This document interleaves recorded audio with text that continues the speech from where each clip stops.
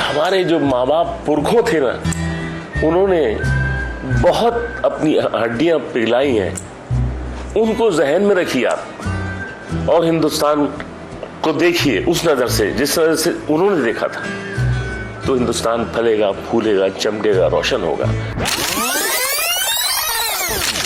मेरे फादर जो थे लॉ में थे, मगर हिंदुस्तान पाकिस्तान बना, सब तितर बितर हुआ, बहुत ज़्यादा लोग परेशान हुए। मेरे एक भाई बॉम्बे में रहते थे, तो मेरी माँ मुझे ले आई। मैं जब 6-7 साल का था, तो आई केम टू बॉम्बे, तो सब बर्बादी हो गई थी। कोठी, मकान, पैसा, बंगला सब कुछ ख़त्म हो गया था।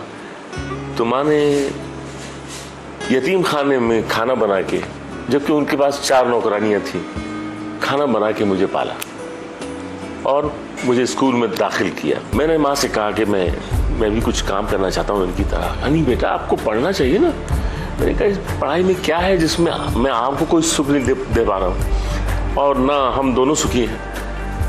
ये काम करके खुश है वो लड़का, अपनी माँ को पाल रहा है, तो मैं आपका हाथ बढ़ा सकूँगा, क्या करेंगे। मैंने कहा देखिए वो टीन की वो बना रहा है, वो आप बनाओगे बेटा। मैंने कहा क्या हुआ, सीख जाऊँगा, वो सिखा इतना से क्या है। लेकिन रोने लगी वो, ऐसा सोचता है तू तो देख भाई क्या करना चाहिए। तो मैं वो टीन के कारखाने में काम करने लगा। फिर कुछ पतंगे बनाने का भी सिलसिला आया, माँ ने भी पतंगे बनाई, और जो जो काम सामने आता गया वो हम करते चले गए। अचानक सड़क पर एक दिन एक आदमी मिला, उसने कहा कि फिल्म में काम करोगे। मैंने कहा वो क्या काम है, क्योंकि फिल्म देखने का मौका ही नहीं था ना। तो आई वॉज 9 साल का था। क्या काम है वो? कहने ये फिल्म में आपको एक्ट करना है। मैंने कहा कितने पैसे मिलेंगे? कहने 3 रुपए मिलेंगे। मैंने कहा चलो अभी। कहने कल आऊँगा मैं लेने। तो मेरी माँ जो थी वो बुर्का पहनती थी, नकाब वाला। तो 50 साल की उम्र तक उन्होंने उतारा नहीं। हमने ज़बरदस्ती फिर उनसे कहा कि आप उतार दीजिए। वो इतनी नेक शरीफ औरत थी। उस ज़माने के लोग सारे ही अच्छे थे, हिंदू मुसलमान जो भी कौमें थी। तो साथ में गई, बच्चा खो ना जाए कहीं मेरा। तो B.R. चोपड़ा की फिल्म थी वो, अफसाना। तो उसमें स्टेज पर बच्चों का ड्रामा हो रहा है और बच्चे देख रहे हैं। तो बच्चे देख रहे हैं, उनमें मैं था, 3 रुपये रोज पर। तो उसमें कोई एक डायलॉग उर्दू का आ गया। तो उर्दू मेरी मादरी ज़बान थी कि बादशाह सलामत कदम रंजा फरमाते हैं वगैरह वगैरह। तो कुछ गुजराती लोग थे बेचारे, कुछ महाराष्ट्रियन थे, उनसे नहीं आ रहा था वो। तो उसने कहा कि कोई बोलने वाला है उर्दू का ये। तो मैंने अपने पड़ोसी बच्चे से पूछा, मैंने कहा अगर बोलूँगा तो क्या होगा? कहने 3 के 6 हो जाएंगे, 6 रुपये मिलेंगे। तो मैंने हाथ उठा दिया, मैंने कहा मैं बोलूँगा। तो यश चोपड़ा जी थे वो, असिस्टेंट डायरेक्टर। कहने बोलोगे? अच्छा बोलो। बोल के मैंने फटाफट 6 रुपये मिलेंगे ना, बोल दिया।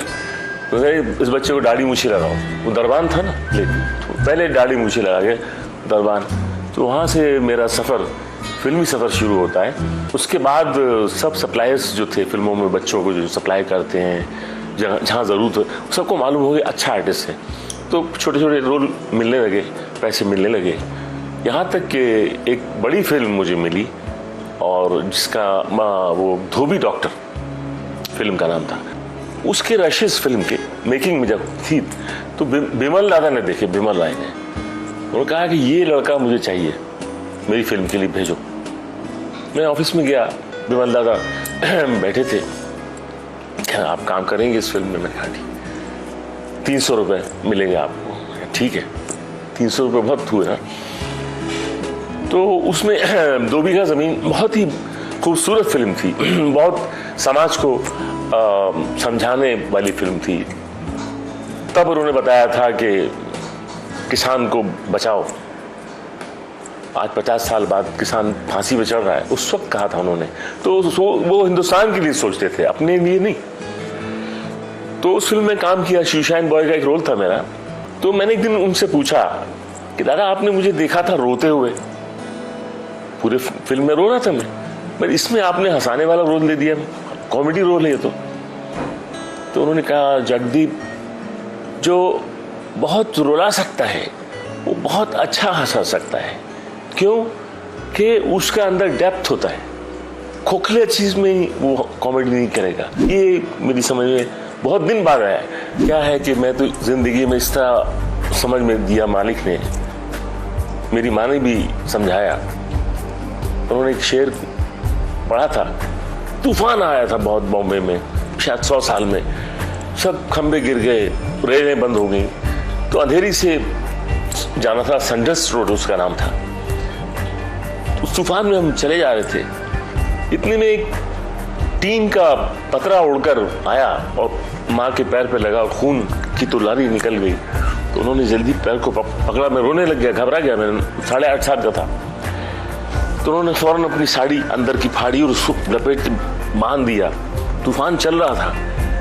फिर मैंने कहा नहीं, यहीं रुक जाते हैं माँ। नहीं कहा बेटा नहीं, वो मंजिल क्या जो आसानी से तय हो, वो राही क्या जो थक कर बैठ जाए। ये प्रेरणा उस टाइम के माँ बाप देते थे। सारी जिंदगी मुझे यही शेर समझ में आता रहा कि वो राही क्या जो थक कर बैठ जाए, वो मंजिल क्या जो आसानी से तय हो। तो हर मंजिल को, अपने एक एक कदम को एक मंजिल समझना चाहिए, फिर दूसरी मंजिल, फिर तीसरी मंजिल।